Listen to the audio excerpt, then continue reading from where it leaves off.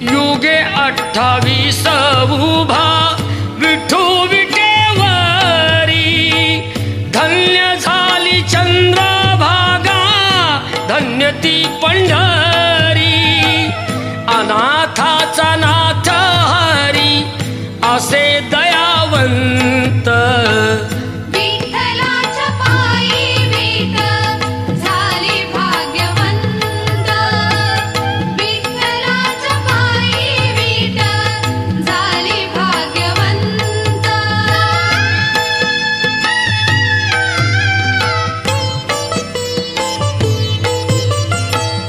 कुठली ती होती माती